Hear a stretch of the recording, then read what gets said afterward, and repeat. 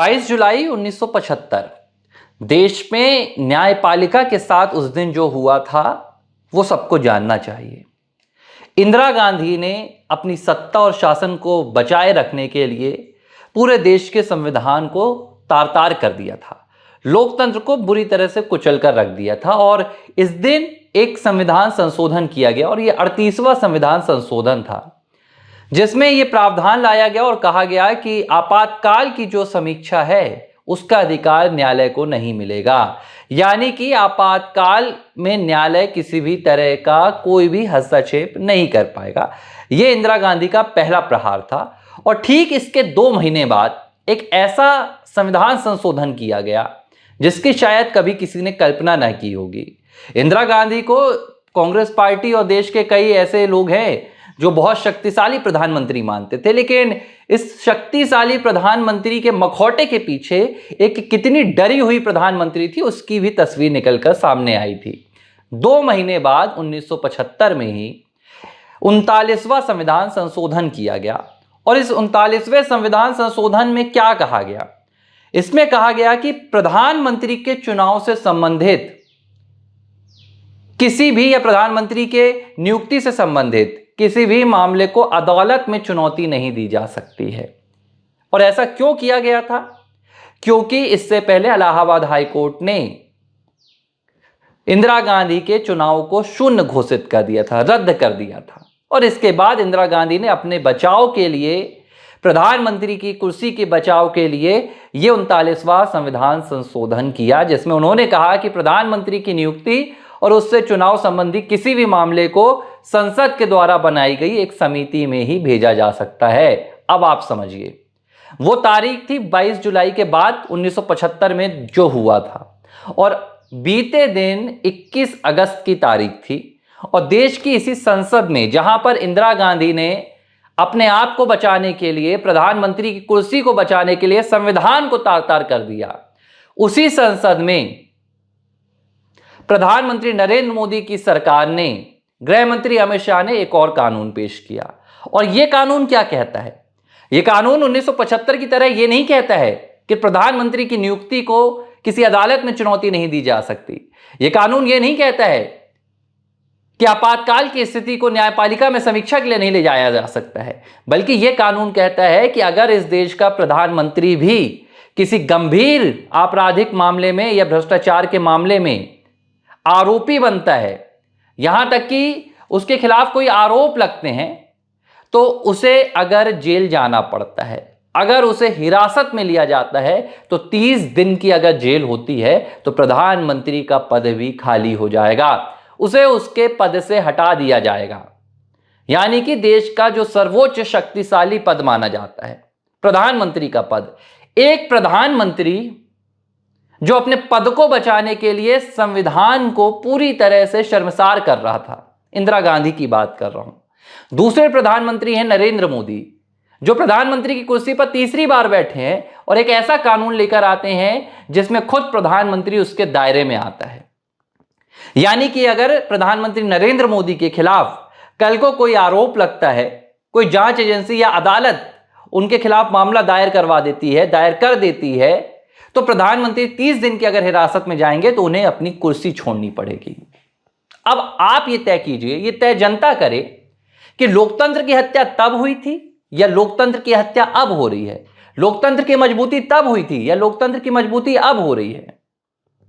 अब जब बीते दिन ये कानून लोकसभा में जो विधेयक लाया गया तो अमित शाह के ऊपर कागज फेंके गए। गृह मंत्री अमित शाह इस बिल की पूरी समीक्षा कर रहे थे, वो लोकसभा में लेकर आए थे, प्रस्ताव लेकर आए थे और उनके ऊपर कागज फेंके गए। और कांग्रेस पार्टी के महासचिव हैं केसी वेणुगोपाल, जो राहुल गांधी के शब्दों को अपनी आवाज देते हैं, उन्होंने कहा कि भाई आप नैतिकता की बात कर रहे हैं, आप भी तो जेल गए थे, अमित शाह से उन्होंने कहा। लेकिन यही है ना, कांग्रेस पार्टी कभी भी तैयारी नहीं करती है।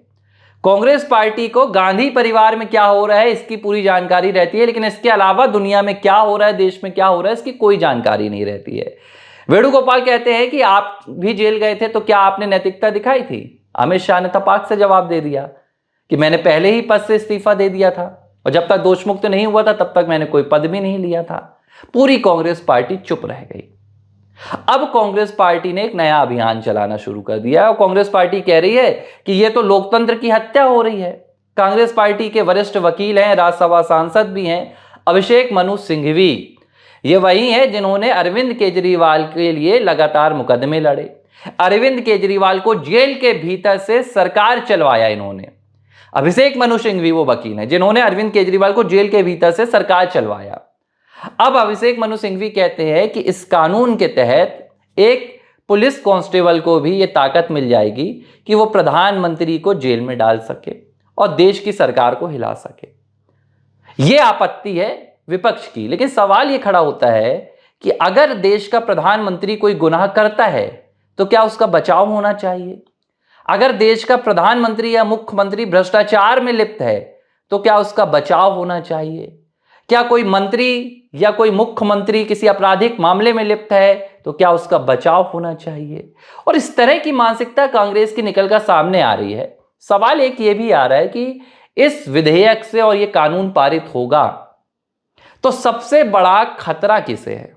आप अगर अभी देखें तो देश में 14-15 से ज्यादा राज्यों में भारतीय जनता पार्टी की सीधी सरकारें हैं, अपनी पूर्ण बहुमत की सरकारें हैं।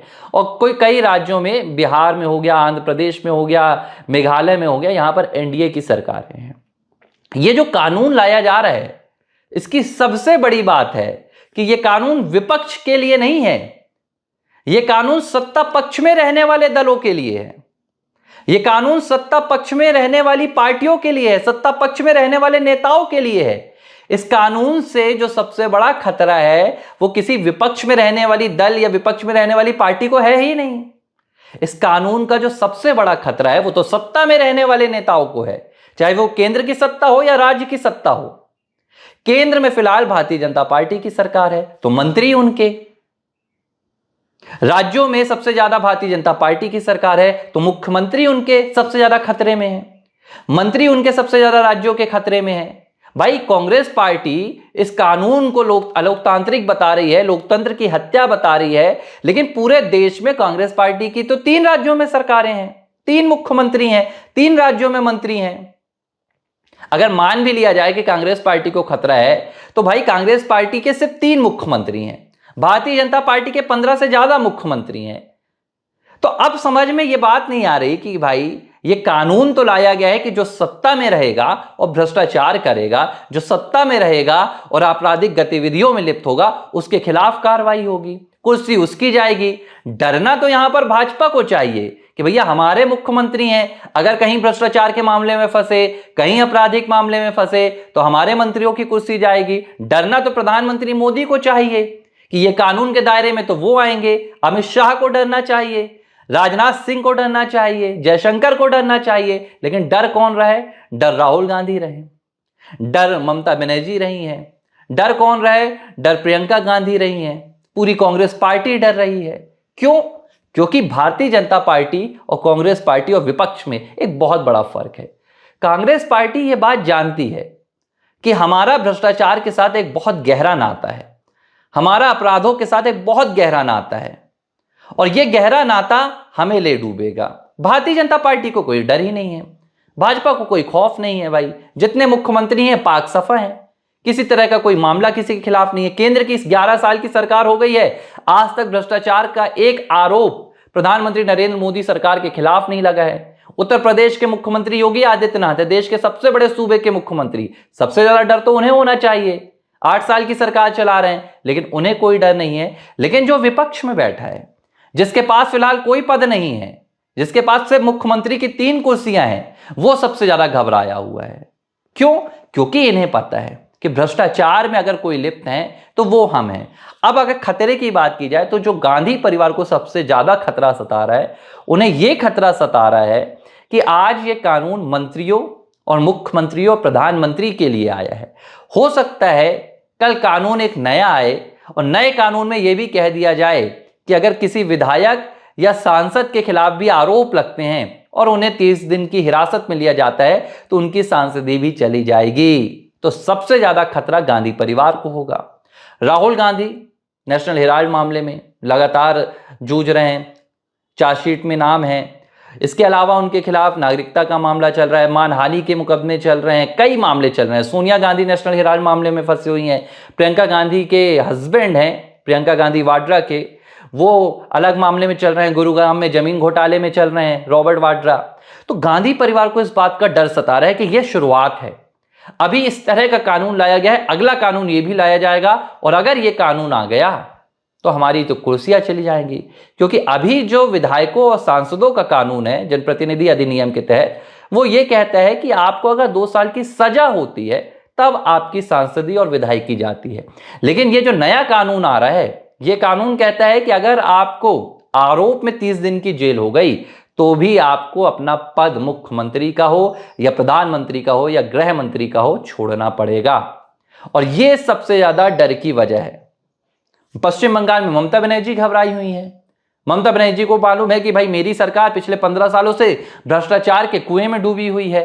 पार्थो चटर्जी हो या खुद ममता बनर्जी हो, सबके खिलाफ भ्रष्टाचार के बड़े बड़े मुकदमे निकलकर सामने आ रहे हैं। घबराहट है। सिद्धारमैया मुंडा मामले में फंसे हुए हैं, उन्हें घबराहट है। हिमाचल प्रदेश में अलग वहां पर लड़ाई चल रही है, वहां घबराहट है।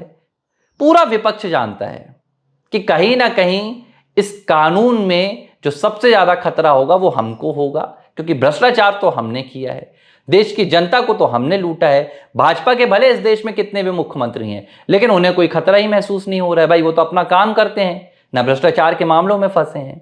यही वजह है कि एक ऐसा कानून जो राजनीति को साफ करने के लिए आया है, जो राजनीति में देश का विश्वास मजबूत करने के लिए लाया जा रहा है, उसका विरोध कांग्रेस पार्टी और पूरा विपक्ष खुलकर कर रहा है। हालांकि इसमें भी आप देखिए, जिन नेताओं की छवि भ्रष्टाचार से दूर दूर है, उन्होंने विपक्ष में रहते हुए भी इसका समर्थन शुरू कर दिया है। शशि थरूर ने साफ तौर पर कह दिया है कि भाई अगर ऐसा कानून लाया जा रहा है तो हमें वेलकम करना चाहिए, इसमें कोई दिक्कत नहीं है।